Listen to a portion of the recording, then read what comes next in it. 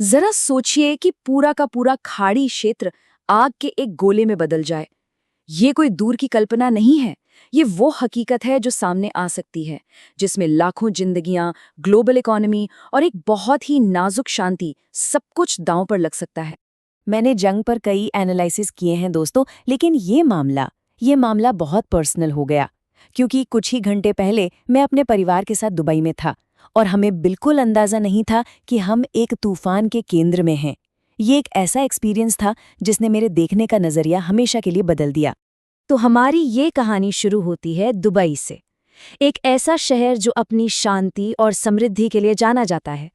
लेकिन कुछ ही घंटों के अंदर ये शहर अचानक एक बड़े संघर्ष का सेंटर पॉइंट बन गया। हम जिस होटल में रुके थे, फेमॉन्ट द पाम, ठीक उसके सामने एक जोरदार धमाका हुआ। खैर, हमारी फ्लाइट सुबह जल्दी थी तो हम बस टाइम पर निकल गए थे। लेकिन हमारे टेक ऑफ करने के बस कुछ ही घंटों बाद हमें उस तबाही का अंदाजा हुआ जो नीचे जमीन पर हो रही थी। दुबई एयरपोर्ट धुएं से भर गया था। एक के बाद एक सभी उड़ानें रद्द कर दी गई।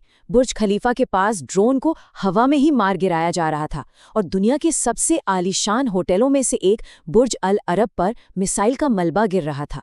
और मेरी सबसे बड़ी टेंशन, मेरे परिवार के कुछ लोग जिनकी फ्लाइट्स बाद में थीं, वो इस पूरी अफरा-तफरी के बीच एयरपोर्ट पे फंस गए थे। लेकिन इस पूरी तबाही के बीच एक एक हैरान कर देने वाली बात सामने आई। वो थी यूएई के एयर डिफेंस सिस्टम की जबरदस्त कामयाबी। ईरान ने 1100 से ज्यादा मिसाइलें दागीं और उनमें से लगभग सभी को रोक दिया गया। 1200 से ज्यादा ड्रोन हमलों को नाकाम कर दिया गया। ये आंकड़े सिर्फ टेक्नोलॉजी की ताकत ही नहीं, बल्कि हमले का स्केल कितना बड़ा था, ये भी दिखाते हैं। तो सवाल ये उठता है कि दुबई में ये सब हो क्यों रहा था। इसकी वजह थी ईरान के खिलाफ शुरू किया गया एक बहुत बड़ा और कोऑर्डिनेटेड मिलिट्री ऑपरेशन। इस ऑपरेशन को नाम दिया गया था एपिक फ्यूरी। और ये कोई एक दिन की स्ट्राइक नहीं थी, बल्कि ईरान की मिलिट्री पावर को पूरी तरह से खत्म करने के लिए बनाया गया एक लंबा अभियान था। और फिर वो खबर आई जिसने पूरे रीजन को हिलाकर रख दिया, और इसे कंफर्म किया खुद ईरान के सरकारी टीवी ने। एक बहुत ही डेयरिंग अटैक में ईरान के supreme leader Ayatollah Ali Khamenei मारे गए थे। तेहरान की सड़कों पर रिएक्शन बिल्कुल बटा हुआ था। कुछ लोग खुले तौर पर जश्न मना रहे थे, तो वहीं दूसरे लोग मातम में डूबे हुए थे। ये एक ही देश के अंदर की कॉम्प्लेक्स और अक्सर मुरोदा भाड़ी भावनाओं को दिखाने वाली एक तस्वीर थी। खामेनी की मौत का नतीजा एक भयानक जवाबी कार्यवाही थी, जिसने पूरे खाड़ी क्षेत्र को जैसे जंग की आग में झोंक दिया। ऑपरेशन ट्रू प्रॉमिस 4, इस नाम से ईरान ने जो जवाबी हमला किया, उसमें न सिर्फ मिलिट्री ठिकानों पर, बल्कि पूरे खाड़ी में सिविलियन इलाकों पर भी मिसाइलों की बौछार कर दी। बहरीन में अमेरिकी नौसेना के बेस पर तो सीधा हमला हुआ, जिसने इस लड़ाई को एक खतरनाक नए मोड़ पे पहुंचा दिया। उनके इस जवाबी हमले का स्केल वाकई चौंकाने वाला था। ईरान के IRGC यानी इस्लामिक रेवोल्यूशनरी गार्ड कॉर्प्स ने दावा किया कि उन्होंने रीजन में 27 अमेरिकी मिलिट्री बेस को निशाना बनाया है। ये उनकी पहुंच और इरादों का एक बहुत बड़ा प्रदर्शन था। अब देखिए, ये लड़ाई जो इतनी तेजी से बढ़ रही थी, उसके झटके सिर्फ मिडिल ईस्ट तक ही सीमित नहीं थे। इसकी गूंज पूरी दुनिया में महसूस की गई, और खास तौर पर भारत पर इसका बहुत गहरा असर पड़ा। इस संघर्ष की मानवीय कीमत बहुत बड़ी है, खासकर भारत के लिए। 1 करोड़ से ज्यादा भारतीय खाड़ी देशों में रहते और काम करते हैं, और 18,000 से ज्यादा स्टूडेंट्स तो अकेले इजराइल में हैं। ये सिर्फ नंबर नहीं है, ये परिवार हैं, सपने हैं और ऐसी जिंदगियां हैं जो अब सीधे सीधे जंग की चपेट में हैं। इकोनॉमिकली देखा जाए तो भारत के लिए इसके नतीजे बहुत बुरे हो सकते थे।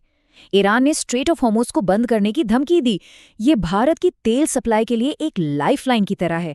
अगर ये बंद हो जाता तो देश की अर्थव्यवस्था को बड़ा झटका लग सकता था, जिससे पेट्रोल डीजल की कीमतें और महंगाई आसमान छू सकती थीं। इस पूरे मामले में टाइमिंग ने एक और कॉम्प्लिकेशन पैदा कर दिया। जैसा कि इस टाइमलाइन पर दिख रहा है, हमले से ठीक 2 दिन पहले भारतीय प्रधानमंत्री ने इजराइल का दौरा किया था। इस दौरे ने एक पॉलिटिकल डिबेट शुरू कर दी, जिसमें विपक्ष का ये तर्क था कि इसने भारत की पारंपरिक न्यूट्रल पॉलिसी से एक भटकाव का संकेत दिया है। ये पूरा संघर्ष हमें विदेशी हस्तक्षेप और उसके नतीजों के बारे में कुछ बहुत बड़े और गहरे सवाल पूछने पर मजबूर करता है।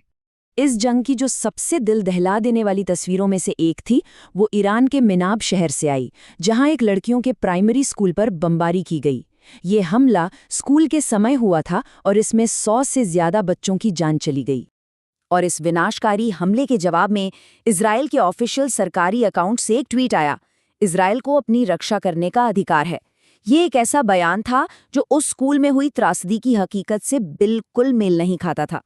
इस पूरे ऑपरेशन के पीछे का असली इरादा तब और साफ हो गया जब डोनाल्ड ट्रंप ने सीधे ईरानी लोगों को एड्रेस करते हुए ट्वीट किया और उनसे अपनी सरकार पर कब्जा करने को कहा। ये साफ तौर पर सत्ता बदलने का एक इशारा था। लेकिन सवाल ये है कि क्या बाहर से किया गया हस्तक्षेप वाकई में लोकतंत्र लाता है? इतिहास हमें कुछ और ही बताता है। इराक और लीबिया में सद्दाम हुसैन और गद्दाफी जैसे तानाशाहों को हटाने के बाद वो देश और भी ज्यादा अस्थिर हो गए और आम लोगों के लिए हालात बद से बदतर हो गए। तो क्या इतिहास खुद को दोहराने वाला है? और सबसे बड़ा डर यही है, क्या ईरान अगला इराक या लीबिया बन जाएगा, जो बाहरी हस्तक्षेप के बाद दशकों तक अस्थिरता में डूबा रहेगा? ये एक ऐसा सवाल है जिसका जवाब अभी किसी के पास नहीं है और जिसके नतीजे पर पूरी दुनिया की नज़र रहेगी।